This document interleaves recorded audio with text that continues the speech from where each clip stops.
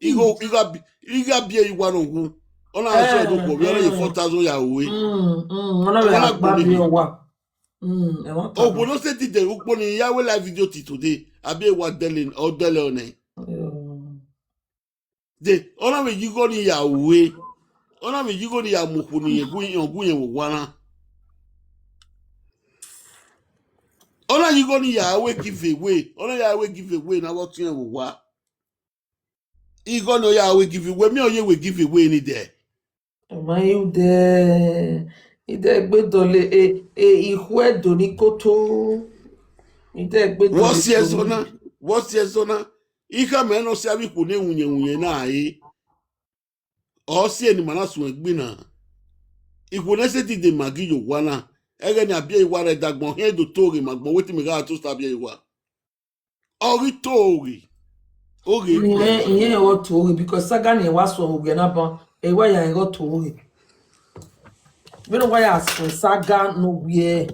E glass me de la rema. O me kin de no.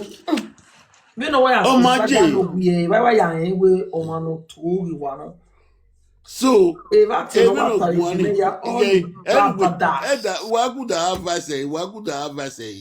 Magai we papa. Oh, wana kulo ni do imia. Ona do imia me. Magai bije go mi ti ana e no ya mo wani we. Who said egg we can meje? They will gift no. Do imia we na. They will gift no. They will gift no. Awagwa.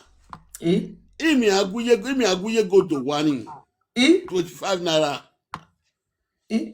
What's the money team will gift you? Okay. Yeah, the one in it. Iya mubo kena koko. What's the money team will gift you? He was no. E worry je. I can we 500 like manare. TikTok why they block on ya? They one year do ya mubo koko ya koko wo ri yan wo ese.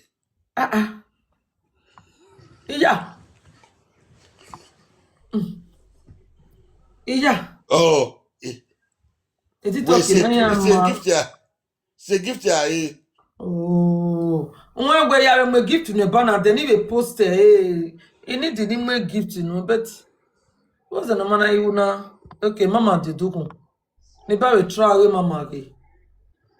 Blockage gift we. Why? Man, because I show my TV munwe. We are be we. Iya de gbe ki we worry we wa we video. Maybe baba kunu wa show ba si e. Okay anyo. Etobla. Etobla. O me we show etobla. Ona meru we. Ona meru. Ya mi no okay, iya ti mo la. Iya, we ni akin abodo be to amu ya gbe. Eno ma wa gbera re Facebook keri o. We are be muladana. We see I almost won gbe kola. Gbegun anu gbekwere wa gbe je me. Olori ya ni wa gbon. Oh we wa ya gbe kan. We ya gbe kan. We ko ni ni wa je jogun yen gwan. Ipo ni lo we kini wa je jogun yen gwan yen o wewe kin. Ka bo sun she say your mama gbo babo sewu ime o meme o akpikolo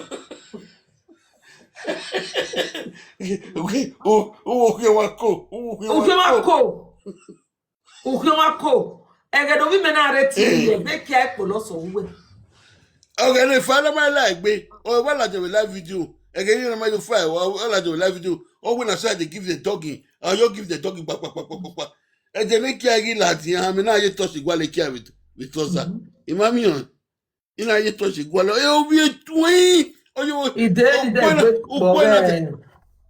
ukpo ina da ba bi na ukpo mo na da ro 7 days e ma mi ni wa una ya ka block me with don ya the block gift e ma iya ga ki enu e wori ya 7 days ogbe 7 days after the Yahweh problem, the next person no you will kill my Yego.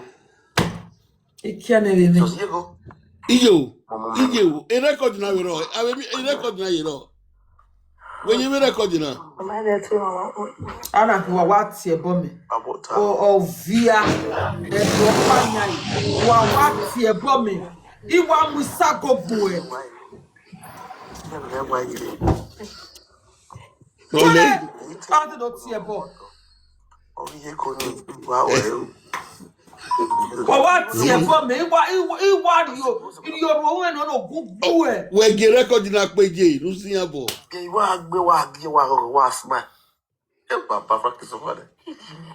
You why you be surprising me? You go to have a TV now, come on. After Prague Mob, the next woman is go.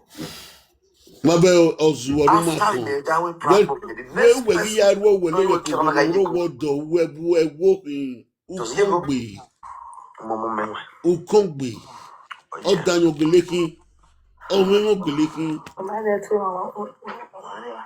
we mabe chicken lekin ipe na wo ko ro wo dey mi eku because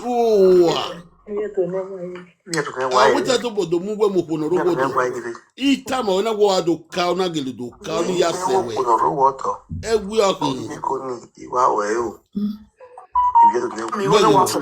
ina wetu most do ka we mai do ka wo kiki we ma won wa yaku we wa zaga wa gon wa You why you be surprising me? You go to have a TV now, come on, where you cut it, I will. May I have a this sort of maybe I make a wife. Why are you na why are you? babe ya o de ba we gbe go la re What are you want set 5 live social media? pose yi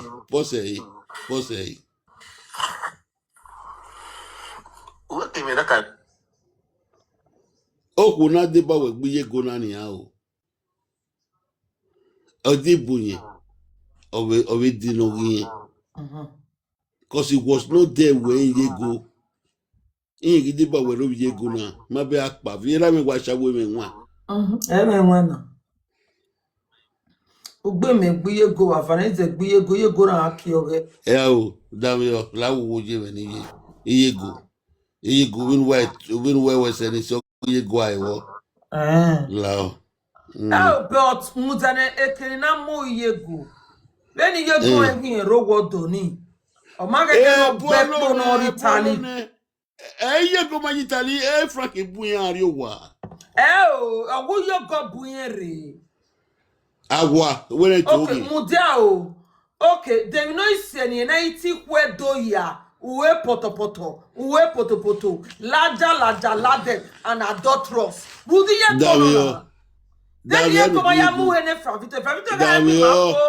Davi mi no lari osun eni bi udo ko ni kaju wo ka oni yen da ata if not interested bi ko ni keya ni na wo la le sagin ni ola lo ba so eyen na do akin yen na ya adam eri yen me kia na wi a me awon itan se kia owo ko ko pa lo je doge no la le sanwo ni so we ma me wo la lo isanwo ni so ebeki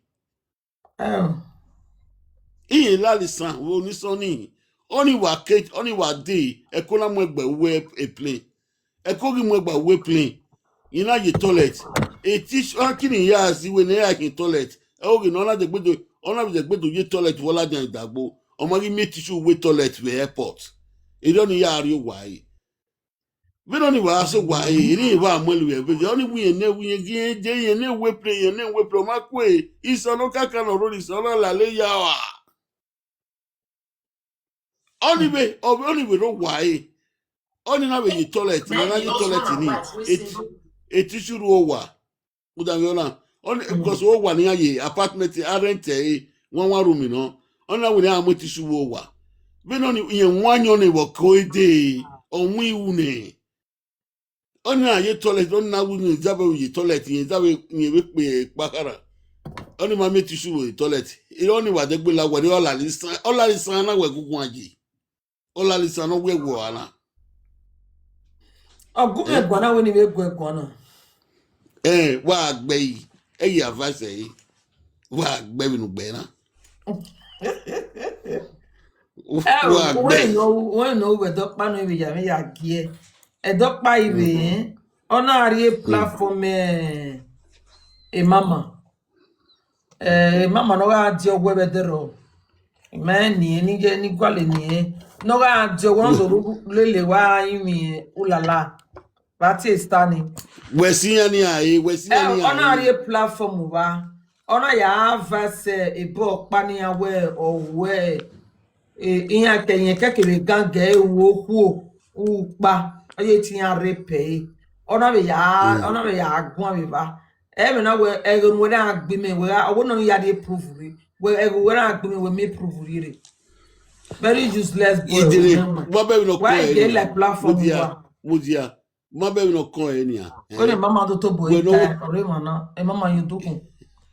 Mama JC yudukun do to boy ta. Wa go accept no the platform we. O my pe. About 4 days ago. Maybe to be a bune we no where mama na the platform mama JC. So on our type platform mama JC where a boy ni no yari prove re we know we ma we know we ma we ke wo kororo wodo because David we no see ni na re rule la platform kororo wodo no we get on na agume or get on mama JC yebe no ege no na agwa we get na fi we could give mama JC ma say yo ona iture saga ba ma say yo ona iture ime wa washing na no wa go no like platform mama JC mama JC ma say yo mama JC ma get gun ona iture omo get gun omo get gun o omo get gun o kian gun oni we o obo ma be gun mama be na denyage from Victor. Iga almost ona iture. Ai tetemeni fo nyina iture. Na nyina ya no we prove wo. Yeme proof. Ima wo uho gya me gwe akpiko gya me gwe David. Yeme proof. We ile platform na we ya atawe don. Oh damn yo. Mudia. Owe kakani oga nwe kakani awe igbe oga nwe kakani riozuo we no so ero 15 years ogbe we bu na 3 years me gbe we bu me na mo me no piare ogba ogibi ero bi ni emi be igba oje jemi igba emi be owo ayin pe ma ku e wudo yin pe ma ku e na le ari Italy we be frank la bois really left we be wagi una odegbe la le former one the former one we wa gbe sin we wa se former one re we idami yin o ma ge latian Mama gay Latvian. What a useless boy like this. Do where do Eva. Only one me where you have bon ya wajia. Where is no adulterous mwa no my gbe. Adulterous power the David mana Latvian. Oboke David na me platform leave this woman. This woman not be like that. Oh, I mean, we no here. Oh, I mean, now, woman. Our milk will not go. Oh, I mean, no freak on. Ekia freaky man. When no freaky man. Ego. Yeah. We say we're going to we're back here. We say, oh, what more? We ever tell any go, man. Is anything why? In why now met the Bejija me because spirit may tell you Tony. A spirit may have to high again. This we are with quack Benny. This we are me at the Gulliver. Then you move well do. Okay. Because wana be na a spirit me oh how do I get a CB? I'm not zoo with him. You dey mad. You the chest. Meneni ka muda yoyeke. Yo, we're talking about war. Yo, that baby, a spark, make us sit. Yo, period, liquor. Vampire Vampire. Noah. Oh, here, They take it more. oh, here, I give me a bill. Bye bye. Where did they transformer? Sorry, Baba. The Frankie Bole. What when I buy? Not a me bear with bone. I don't know where Iwa bonoya, Iwa boya, Joao. Wakpa no tene, uta vient de on avait losé. Oh, so, Iwo who egbe yo ao. Then you want to fake it be mawa. They come more in because wa beg wa bake it ne. Pick your call, nigga. No tracks today.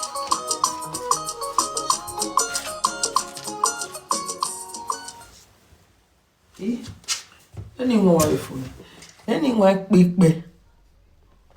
Robert. Purchase your tracks today. Yo, we're talking about war. Yo, that baby, a spark, make us sit. Yo, period, liquor. Vampire Noah. Oh, here, oh, here, I give me a bill. Bye bye. Where did they transformer? Sorry, Baba Fekumu. The Frankie Bole. What when I buy? Not a me bear with bone. I don't know where Iwa boya, Joao. Wakpa no tene, uta vient de on avait losé. Oh, so, Iwo who egbe yo ao. Bonnie Mawa. Kola o kinyariare. I let only know I go Like who. everybody call you. You go who. Pick your call, nigga. No tracks today. You go who. Oh, Puyao. Agbon yi ma pe ani. Igo who ideni yari awon yun. Ide yari ebie. Igo who agbe yo ma o agbon yi ma pe ani. God forbid.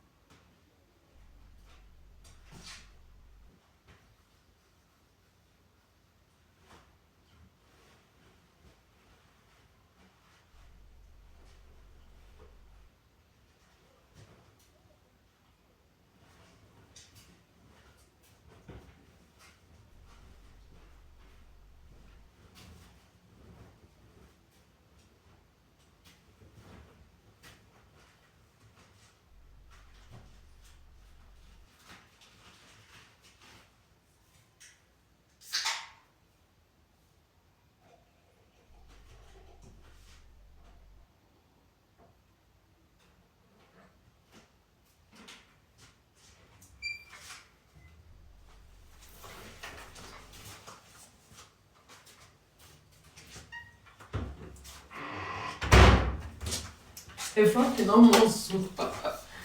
Wa Piero, wa salo, abi baba. O meme. Spiritually and physically. Ah, kaya duezona. There is a jam working again. Ijomo. Meme.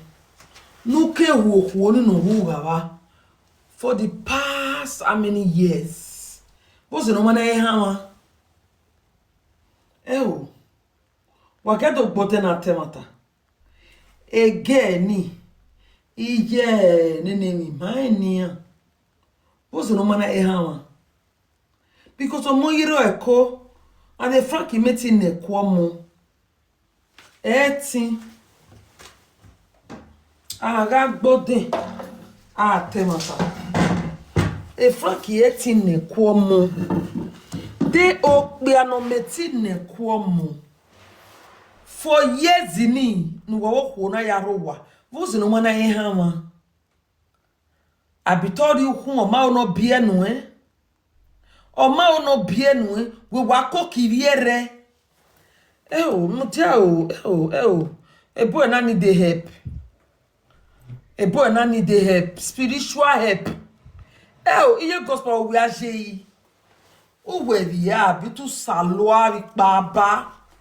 Iye gospel o we zuo. E goson we. O wa we. O mama ye latian. Oh wow, mama ye latian. Now wow. You have to choose a very good godmother. Frank, see your gospel why? Your gospel why, how am I see?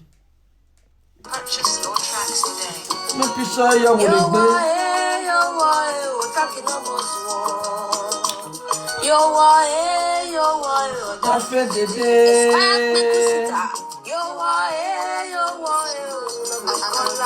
Period liquor.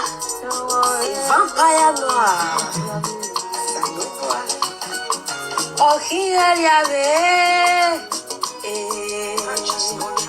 Oh, here na. Where your body gas in me? Guys, no piyeke obi ye. No mere dia obi ye. I don't know me. Obi e do no bayi. Me no bi e do no bayi. Down no in me. Uwe pierwa. Uwe zua. Okay.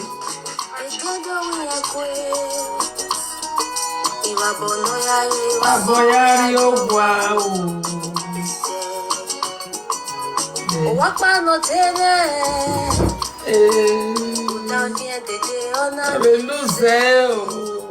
Oh, so.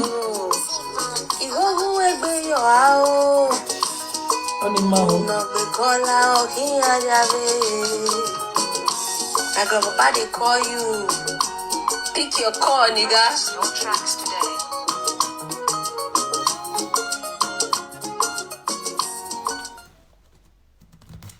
Pick your call, nigga. Pick your call, nigga.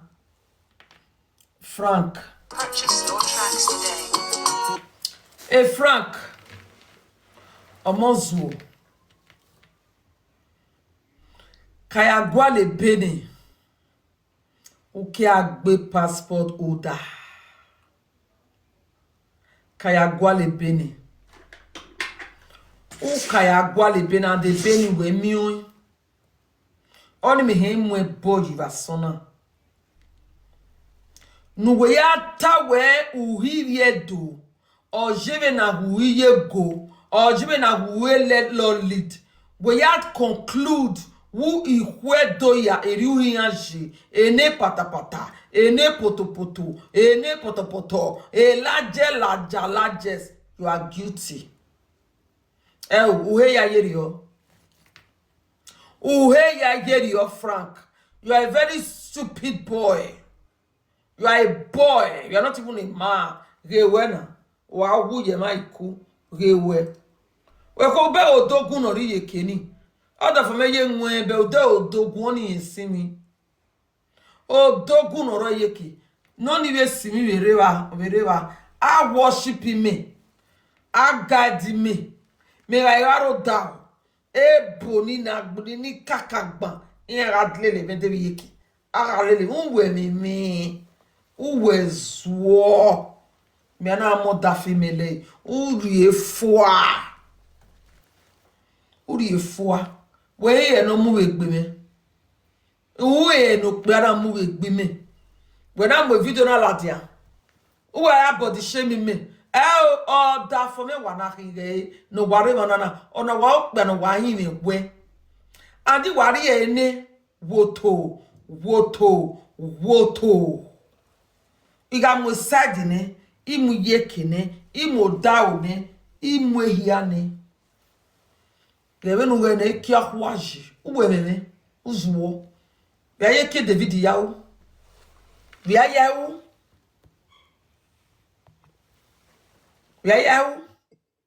We carry me over. Umeme. Gavino young when a kiahua you was war from Vito. A Q-way 10 times or must say a cure that for me. Damn I you. will Q-way could be. Domo. Yo, you live video, you way lad, way mepok bay. You guys a bear, sonnet the more bear. E no sero na ti we poto we poto. I do mwe bogbe. O da fi mena hina. E video ni emu la da fana me gbe la dana. Menahi. No lwe red hair na meno. O da fo menahi no waro da ona. No ri ye ke oni sini. Ni ebe no ni re sini we re side vidian. A we bodyguard leli me. Iwa adewebo upon a mirror any hour for me. Iwa adewebo ido mozuo franco wezuo wa mo video me la de video ni me la de ja ikata mo wa we ide kitana la la o yi me hwe wa me a ide ma you de create you de bobo siga wezuo e picture no mo la de be na na hin o pe ana me no wa mi na ima o anybody explanation o. Era ma titita mama when you explain ma waro pa we because why so ma o wa vu ma na ke kanu se me ma unu no hiwo ke na ya mama gboto e wa je when wa ya social media na ke na ya gi o ma e wa je wa ge frank o pe no bieru yi o pa na soja no ni o da fun mi o pe no ri me yo wa na hin menahi abi anwana be change me wanahina ube jacket in Nigeria is more than 1,500 euro e tito wa we na re igun igbe wa wo me wa tito ku wa me abi to wa zo wa sali pole lu wa TikTok na te price ni wa block mo wa me a o wa ho a ne TikTok o wa zo menahi scream jacket na Nigeria their price every shop. Your price every shop. Yeah. A jacket in Nigeria. Oh, ye here keka. Ware winter ga tojo. A jacket in only few webo. Okay, a jacket in Nigeria. O da for me na hin. No da for me simi ni hin. No ri ye ko da for me na only simi. Ni ebe ne no ni le simi. We robo be don ri ye keme be dia. I will bodyguard lily me.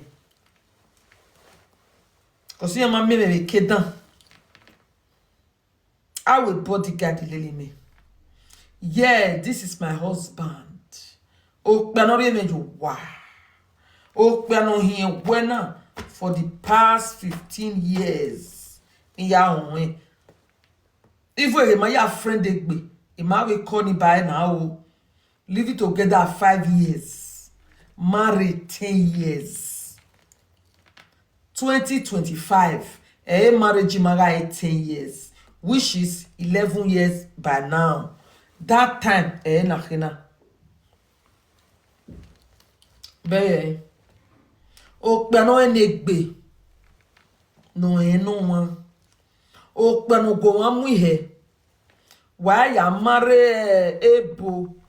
Eti wapa WhatsApp, eti talk. Wapa WhatsApp. Woki. na van de kere wana do ma like me white pa. Here go to me a power tap.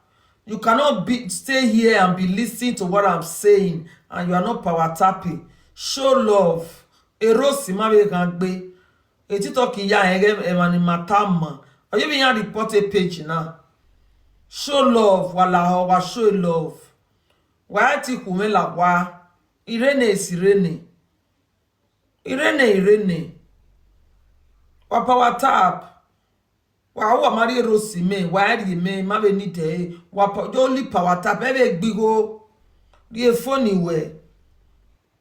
Type wa suloho. Orun suloho yo wo suloho ye from Victor wo no problem. But power time ni TikTok ye filima kwa because even no buni hiata wa sona. Power tap. Okbia no meti chest e munuka bia you wa vi ya de wipo. Oni okpa na mare, oni ebu na mare. Imawa wane ku ma o wane ku le ma. E Frank Victor olaloba.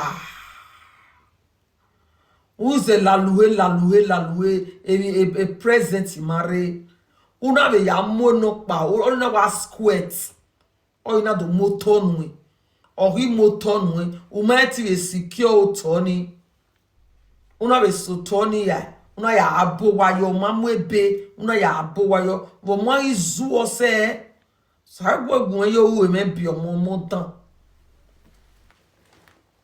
Sa pa na gun you he me bi omo dan. 11 tone o ni e ko gburu o sa pa na gun you he me bi omo dan. E franc omo dan. Omo dan. No kiro no jila wa. Omo dan. E do ti omo dan no kiro no jila wa. Wo wi wa mo o wa wo o ina wa do re o ila lo o ma ila lo but o spread o re ona tamo e wu wana we kya we ona wi amu o to ni ni ko na wi amu nu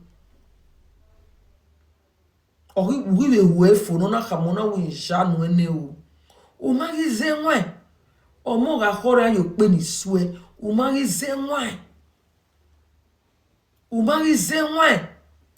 Nuya mi ebe. Uki wa wedi walls no ya bo wa ye ba. No nya to nya wa. Ora wa ya bo wa ye ba. Ori bo wa ye ba ni nia. We am wa no boy lelele. What a ya bo wa ni. E de gidi ye de. O na do mi o wa ni because o ma mi o ko ni eboto. A frank or scatter the relationship. Na anye la wo ade isho yen wo wa la loe. Yen wo wi la loe yen wo don wu e o zeba yen wo wa ri an me yu wu e na unu e na o wa mu eru he ubom Ni mega no ya promise oto na promise oto e de gire de ne Frank Victor inu no zuo mo zuo ona wo we yiri kun o ma moto no e o to be moto be ko wo we ri kun o be na moto e were gbe oni ke moto e were gbe na mo wa bai ari no ni social media we o wa wo oworu wu ho yin Eriota oworu wuhe oyin etanani ono na wo bi edun yi bi hin e pale o da fome wa na ki o da fome na ki no vi mo yare Africa no go vi more ori o kayo bo ona make you official Okpara no wina, iya si wubwa, iya si light bill, iya si anything wubwana, okpana chest here. Egbo kpana gwalo na him. Iye meti do mo vora mene. Iye me do do le my review. My me do a supporting a 50-50. E soon. Wage we. E demoni. Ako e monde. E ma jimuna. Kose ria nije. E ria o meme. Ya wa van gbeban. Ya wa ti police. Ya wa ti police. Oje magari do. Magari bedroom. Magari bedroom. Me a go bedroom. Me a re on. Oge me no wa rupa the passage na. E wo ko na esun. E do ti police. E bili ya mo bili re ba TikTok ma ri igo ropa mede. Ni kere TikTok na TikTok ma ri igo ropa mede. E gift ni wa ya gift me TikTok ifen yi ya. So ma ri do hu. Ke na we poji. Ma ro do ni. E voice me we low. Me ga fun with no problem. E ke me na e passage me wa yi na passage. So bo. Wage ivie. Oga la janu wa la jani. Oga wa call me ni video ogere. Ni video ogere. Waya be wa wari. Deni mo picture no more money.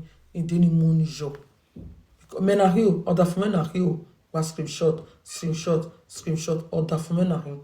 Okbena won wa okbena na. Okbena. Odo wana.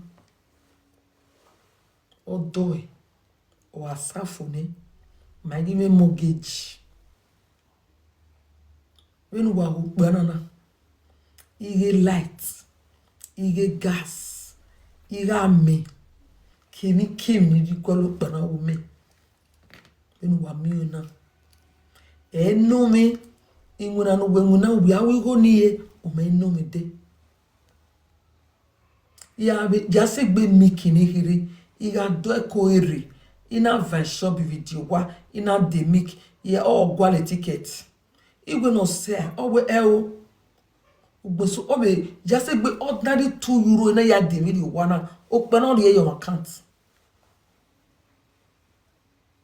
o pe sinu pe na manu o pe no so lo bari gi omo Oda for where a hoti wana me opo una biele nu don edegiri ede ya mai value we o solo bari pe anare very nice man igbona ni e disturb me e bi kai voice me la e voice me la di gbowe little bit o wa be tawo bi alawo wa eri nu mi iho nu we wina ye wa we kama ba we need €2,000 o wa be dey your account eri no we ke wina gana ye nego we wina eno o wa muye ona muyi mi so beno wa mi go ye wina ototo hwaye bi aye ke David yawo ke ototo hwaye onu na ga ye ogbo so me na lu yeke o gare 3 days so kuma ya mere yiwe oge ibane nwe ototo ya hwaji bi aye ke David o eke David ni awol o yoyo wa o ne yo wa o patati bi oni me he yawo ni ya marriage me wa God forbid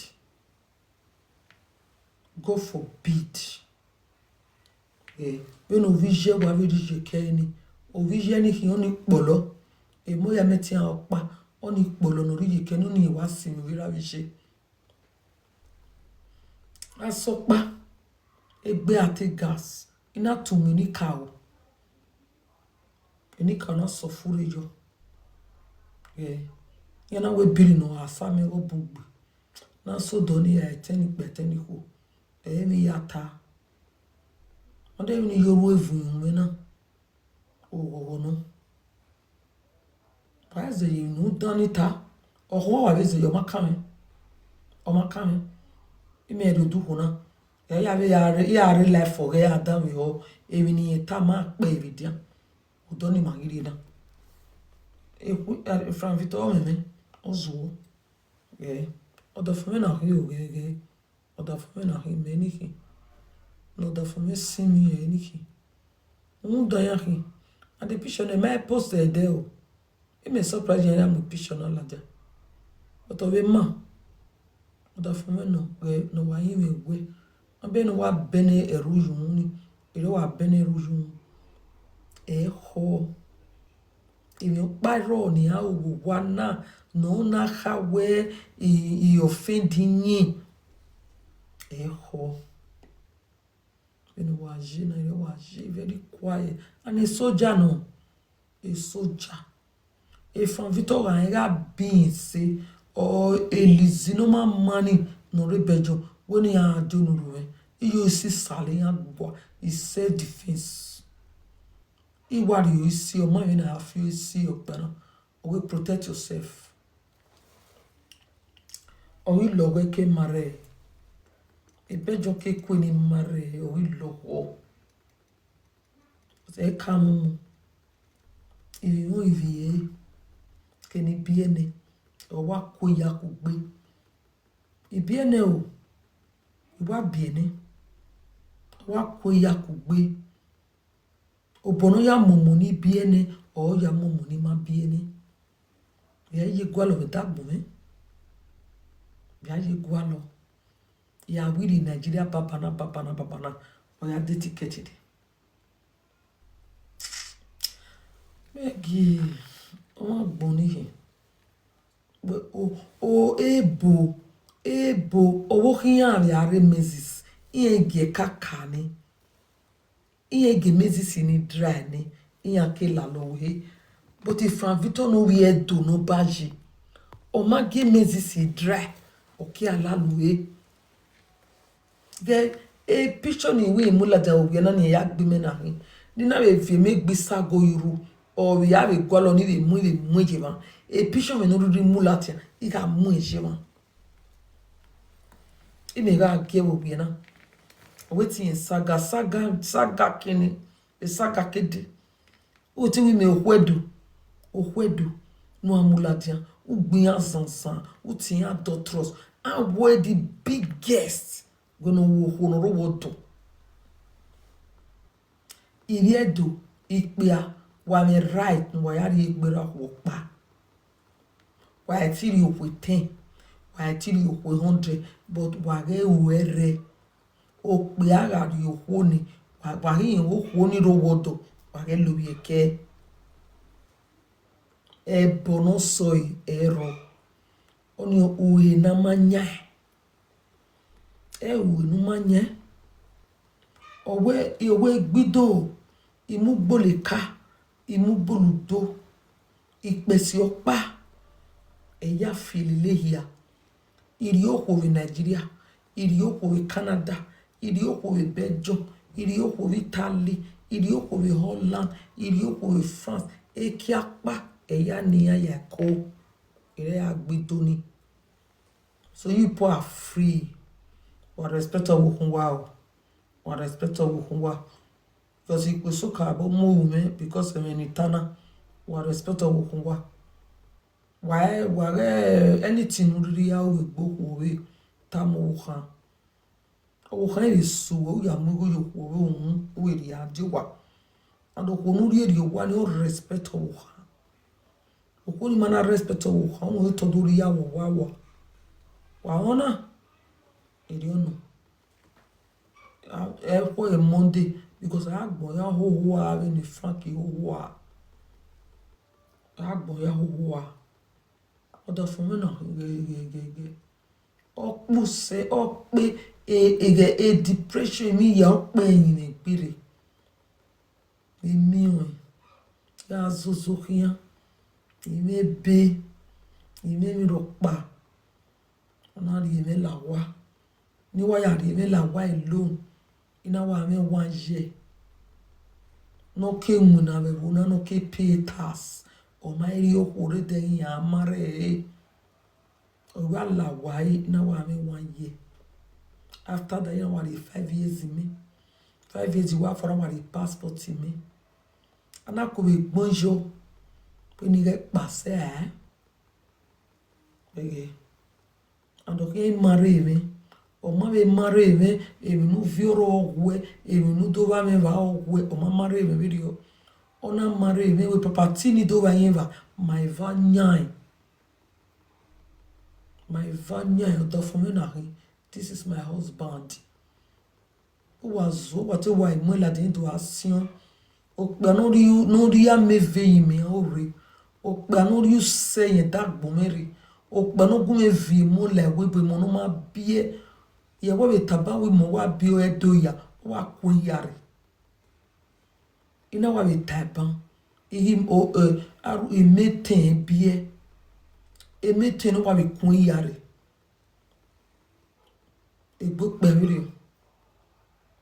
video we zo me mo we menwa we no la lo ba we no la le period ebu we zigbe ne period kani a period ka 8 days ma ya we sanctification we select o ya hue then after that a period ka we dry ebu ke be munujo you know what munu yisagi a vampire we here when I la sagi a vampire we here man the vampire no ena pe nwane wa mebo ne gbe oho no wa no me mwina no wa no de no me mwina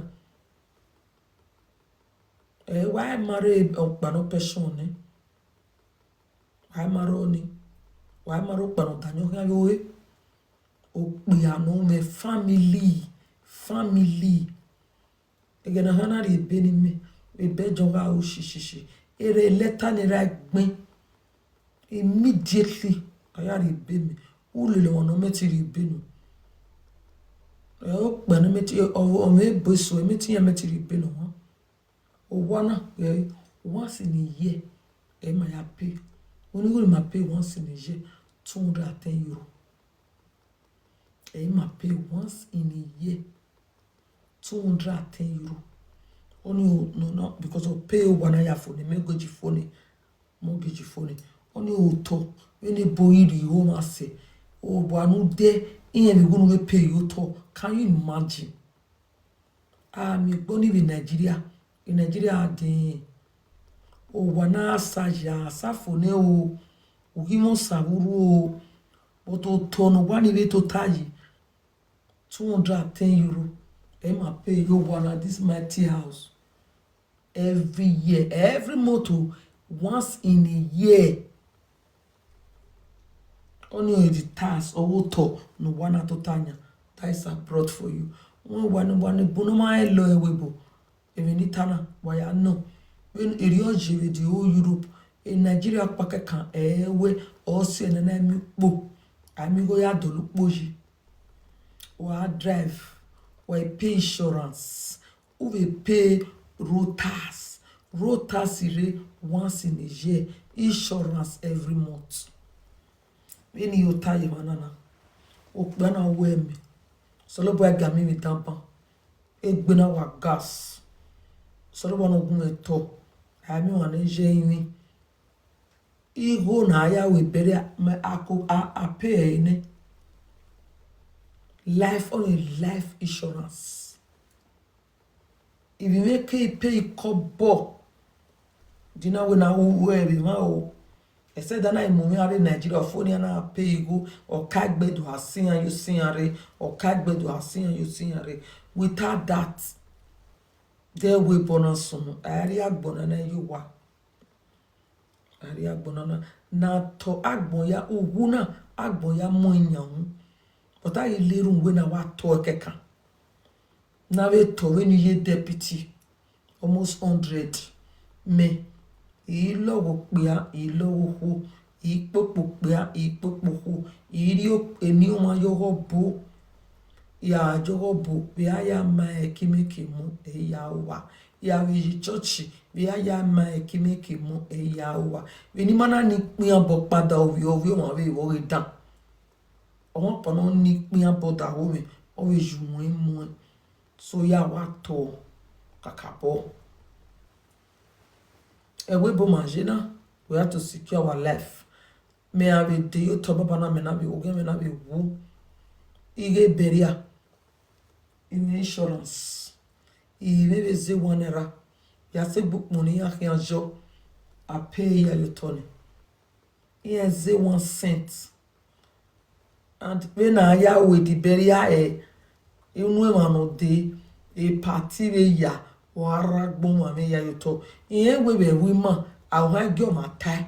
But we badge na tawa tie. And we boma boma ke. Iya wa cross ukpokin ba. Maybe ti cross ukpokin. Imoto wana wa kame.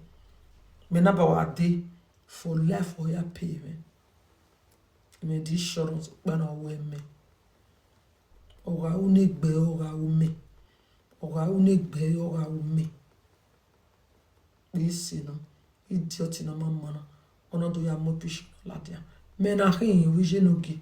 Eteni peteni ho me wa na hin. No wa me red hair na me no. Oni vida onwe. Ya on pe ana egeni ya mo pish na self. E jacket me jona igo rere no.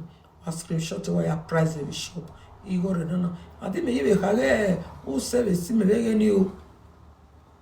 Ti jibe je jacket no. Ya be te price e bana TikTok you strike me.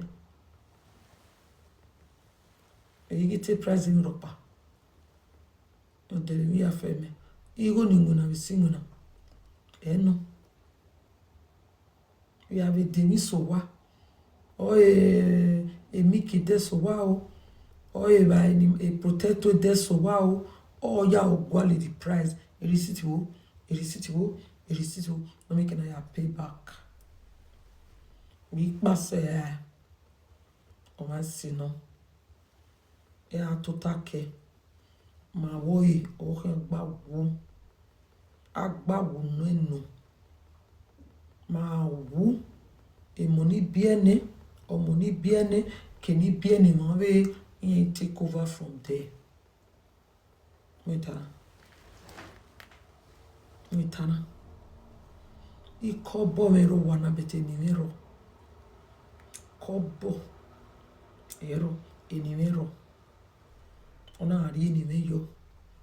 Oyi ri nimeyo ne. On a mission, on a life contracts. On a life contract. We will not pay we. Enemy mana we me. On a boy. Gena. On be no work you boring na. Be no work you boring na waji. Or ruwa very gentle. Ebi talo. Ebi tamame we. Shut up a man. You are in live video. Shut up a man. Bobo cigar. You the mad. You the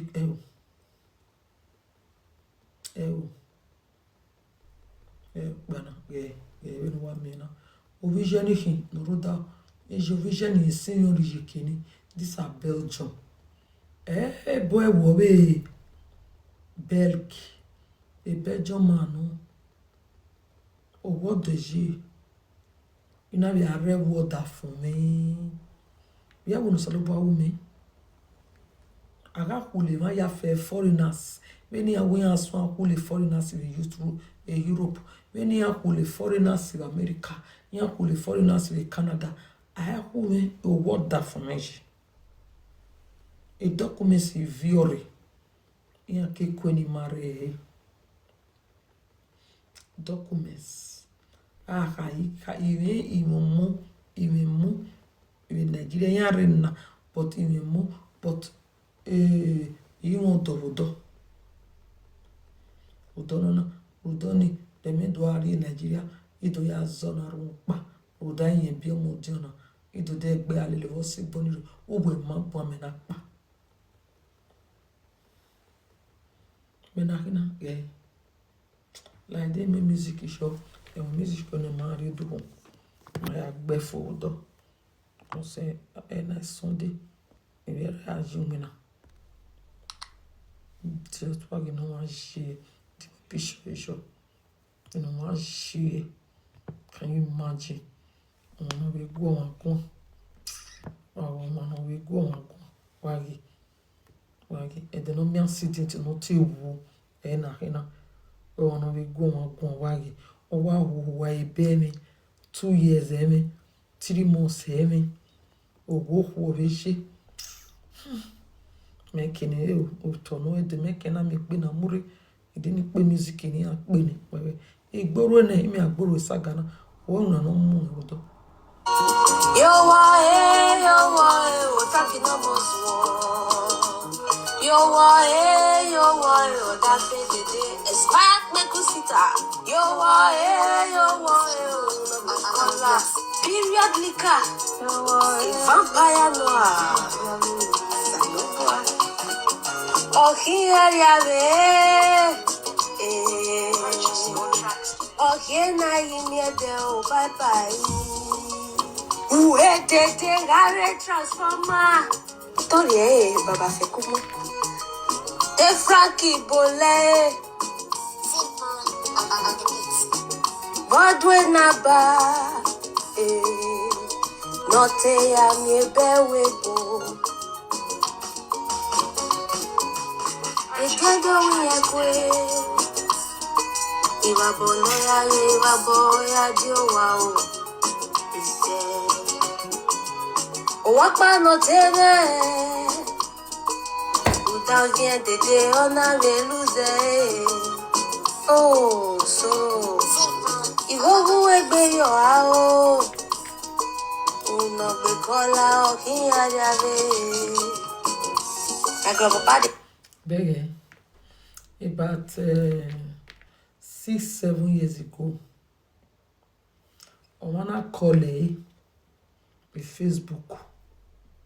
When I want why I call I want to work bandu in life. A man, when I acquire master, a member, or you know your mose, no. We work call when I work with Frankie, no, it look anywhere I want with social media na. Or say an name, no, be color. Can you imagine? Who are color? What I want contribute? What I want contribute to no na? I want contribute. A boy, a man in our womb. When we are contribute to a platform, a man in our give up. A way I give up. Me kuno. Asukbe. Ono asukbu. Asukbe me na wa asukbe ani. Iko with mana wa down with whole live Facebook. Ono wa iko iri mani wa ya wu. On say ne social media na name ono gbe kola. Ona be kivani gba. Ona ya mohwo. Ogi mohwo ne we am mohwo na oye ba wu. Ije goya ti obi gbo mare. Yana ya ibie na nemu ya iyego. Ona ya make sure ona lalo oni okoni na squirt okoni na re. Upon all those jobs no wa oni no oni ya re. Okoni o agbongiri ri okoni ne okoni na wi en tobi ko ona wi an jane. O wi lalo okoni. Okoni na ka me wi joto no o ma jere ya mi okoni boto. Ekeno ma ina jere ya mi okoni boto. Ewani iyigi kari iyigi kun. Yene yeja bin abo wa yutoni. O ma me prove yin ato ona abo wa yutoni. Then okoni nia okoni yewe if almost we yin kun okoni na imuwa. Okoni na give the rules and regulation. Ona we no nyato o nyawa. So wani orere no wa yige saga ya bo yige saga wa ya bo wani. We are here 10-11 years ago with media nani ke here we ga here ga we saga na here we grave visual latia here we grave viral latia here mo we ibe no bie yen mo latia ade we besa the work yen mo latia iju era bie yen go yen mo latia to the say yen be hari wa yen be atami ju we yen ka do mo wa ekini jo na ro pon mo we yen be video he ave did mo yen gbele here is social media. Ere ya mi ho no ya bo wa ni Iye wa gi o man bo dede wo wa. Iye gi o man bo dede wo wa. O we yan do mo wa for rent. Iye we yan do mo wa. O video wani. Iju akebeti rumu ladia or rotowe. That is 10, 11 years ago with social media now. In video ya fefe into more social media. Iwo ya no wa mi ya fefe we sagani. Ona wa ya bowa yoto no manya. Ede giriede no nyigi kagi nyigi wo honi nyigi lalo honi we wo na imi wa because yele boto e judge na iwe no nyato o nyawa ana e wilo wani ne ohoni ya lalo he iyego overe media na ori platform me wa vanaba e na hweruwa because wana mujie do boto wa robodo wa ge e pona na decide na weti hu ya wa ge Lude na wo no robodo ine wa decide wi hu ihwe do ya e ya o hin ya wa ge tanania e bi no unu na mabega anwo na iya wa anwo ade na anwo mata me no ya pere no he iya wa squirt iya wa re o ma gere ya me boto una ya bo wayo o gi bo wayo ne iri kun yon ri adi marriage wa o ori mi wa ne mi o to ne mi with the relationship ona mi o wa ona na do mi o wa oni gi mi o wa no ni we ye go e Frank Victor wo here o wa wo o wo ru wo orin eni no ko we ho wa se o wo ru wo orin can you imagine ona na go me go meno pe aye sige bili yo o pe aye pege bi mu eni je hin de disena o wana no me na ya cigarette ya sigami ya sigo let i me bi ni a o meti di me yo wa as a wife no way do I pay with 50-50 o we o mo bona we aye bo so gbonire no wa to we go for me myself iwo ikun no 1 cent you know dey happen o we have zebai even wina igo ni wina mo we rio e ya de la we jewelry intele ibi e we no o e pisho pe ni mu ladaba gallant e va so we abegi o ma gbona hin very useless boy like that they know ta uyala ebo ma ebe na ebo la luese iya ma ela the period we no we do no baji uyala the period e de ni pe wan ma ri do make na so afan Yo wa o taki no mo so. Yo wa o ta fe de expire me kusita. Yo wa o no kola. Period liquor. A vampire noir. Oh here ya ve. Allah you like the name what Frankie what you Oh here na yimi de o bye bye. Uwe tete gare transformer. Story baba fe kumo. E Frankie bole. Bodwe na ba. Note ya mi ebewe bo. Ejego mi ekwe.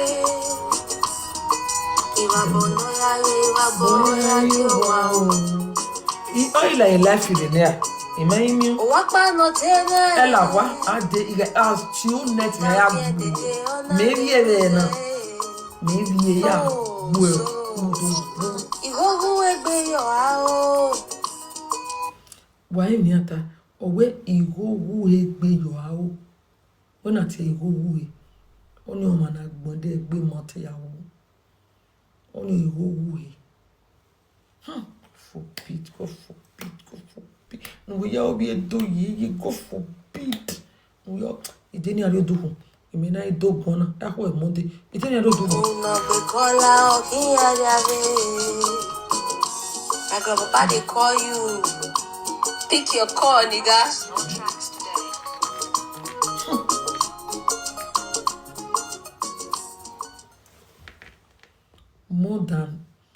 more than 15, 20 years. Eke washing the social media now. Eke washing iya jafefefe. Iya veni ya la et social veni ya la et presenter. Veni ya la presenter. Iya jafefefe. So I know each and every one of them. A man, a choir master, a tea, a journal mose, or ba, don, a may buy salt and water, or banana choir, or a may buy salt and water. A man no here, a Frank Giri life with Facebook, a man no banana do ta. On our call or he call Ivani Wabushi. You know ya call ni Ivani Wabushi. Manawa home or was swasup. You know ya swasup. You know ya swasup. You know where I was soon. Ubano Gobana. You know what day. Oh, I don't know. We man on social media. On our swasup. On our swasup. On our swasup. You know, I tell you a policeman, a doctor, Madaway. You know I give up. O si yana neme no gbe kola e de do ma mu ni ni o na me platform we e o ma do wuji e to wani we ro wa we oro wa re ona wa wu e ma ya neme no gbe kola ona we pa ona we ari jemni e woman ya ti e proud mom e si go modern. Vino ya se Jamie e bino ya se Jamie mai. Vino ni ya mwela Jamie e mai. Ogi huoni ne. E de giri e de. Maga e hon. E proud mo wi ga re mezis. We weekend no yari. O ma ko ni mezis ka. Ona wari ya ame lile. O ba alala ba. O se manado atie. Alalo ba. E funky. No la le mezis. Ene buevi la luhese viere maevi la le mensis ovie du no baji ona wa ranwo vivawa ona wa la le sagi e vampire in here abe vampire no imaya ji ovie du no iya wo vie ati yana inodo nyikedo ibi yoba ati ai maije iya wo vie bonino beto vie du no no wa rawa amwena ona wa ya la le sagi ke amwena o madege mana wa ke on peno la luwe ke ma ke evana o ke onu ya on peno la luwe ifi mu all the white onu ya on peno la luwe ke Vini pove la luwe so li pou ma ve la luwe se vini franki no vie do no banshi. No ya la luwe. O he mwe frank when I gwe kwini magwa na wa bera wa bish we ve yini anje ave wa bi e mere be na wa gbona ne iho no me social media o ya koke iriere oge no bie opakaka o me ti mwere o ona wa ji iri gbo o wa jojo mo iho ya no mere media o ya koke money dijo mono ni da o di mebe ni metotana o wa ranwo efawa o wa akoko mono ma bie ayenga ma bi mobo abe bi yo we understand that but o wa akoko mono ma bie o we ore Nigeria ma ti gwale no ya mwere we no me followers say ama me followers no volunteer we ya go mu were Ugbiran, ugbiri, ugbeka, ubudo. Imeti mo weni re usalwa baba. Ati le mwekiwe. Imweri. Ya imweri. Ugwale wana. Ono ya lebejo do mumo ni pa. I can do it soon. But won't down with him. I will know him. Ono keke no we have ye imoto. Maybe. E police ga muwe mi moto abiria e fie Italy the Belgium, a police ga mwe, we no na me be, una drive. We no na me driving license, on we ame be, we driving license, wa drive police na mwe, e ya wa lesi moto e, we Belgium na, we Donibon, we Nigeria, e wa lesi moto ya disupo. Me no je Italy o, then Italy no wanari be renew for 10 years. Me ma understand. Ha, I make money there. I tell where we young mono. Me ma feel look back here because Italy ni makai, na bode na temata. Italy usenori invi do igbere e orere. Only we do no like Italy no do be full flat. Una wa mason. Una wa we no fone o tona munu ene o magijere ya nebo wa ya ekeni je gonare wa ya iye goni wa me gonu rona o ye gbewo ene frakpi una wa we na wa square to na wa re o mai team tamaewe no mu ebo wa yo ebo to yo wobo weke ya abo wa yo una ya abo wa yo o tove moto we ko ebe do we made it to we meti muni o wani we ahin o we ya abo we varedo o ya abo we varedo. I have to come and tell you today as a mother, as a sister, that you lose and we fall by your ball. We fall by your ball. We no sell on our video because of only what dorage any cow or a or that's what swallow. No back na motor na mo one in way. O woni ga bubana o wani ohyon EVA. If you go any cow, go and use inner eyes. Frank, even if me totally me begi, we are mubalaka we begi.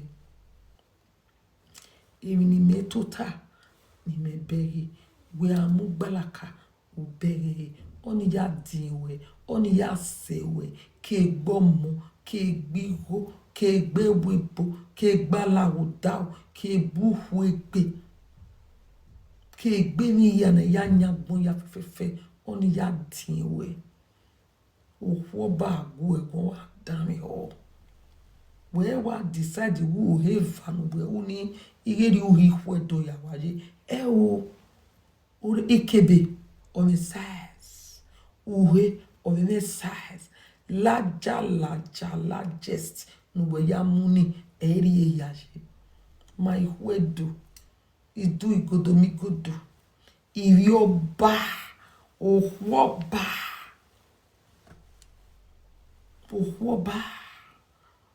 mari iya evanu we ho ni ime eke be donhun no na dani aswa na so ya de kun ya because iya evanu we ya ho ni ko no go iri ya.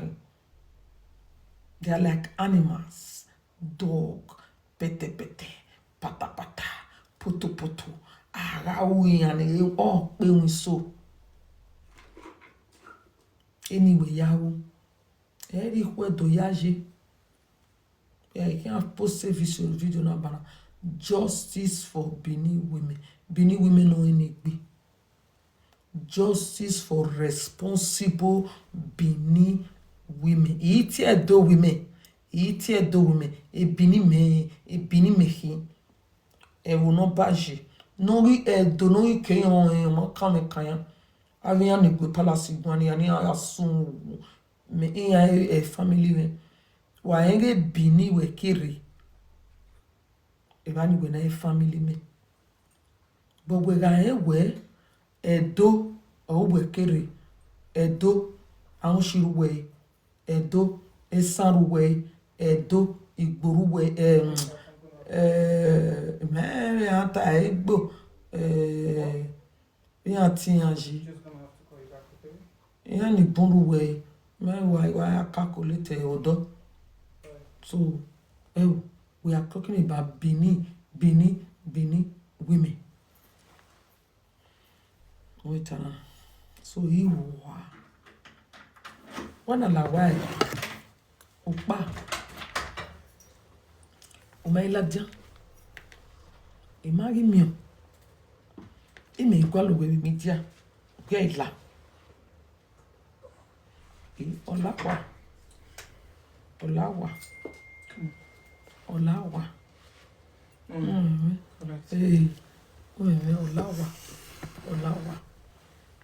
Fran Victor lawa igbe lawa wọ́n gbọ́n wẹ̀hìn wọ́n gbé mi gbọ́n ẹ̀zẹ̀ gbẹ́gbẹ́gbẹ́gbẹ́ ikọ̀ ọkùnrin náà mẹ́jú ẹ̀ ọ́ tíọ́ na wọ́n use late boy for social media wey dey talk to me anyhow ihu ẹ̀hìn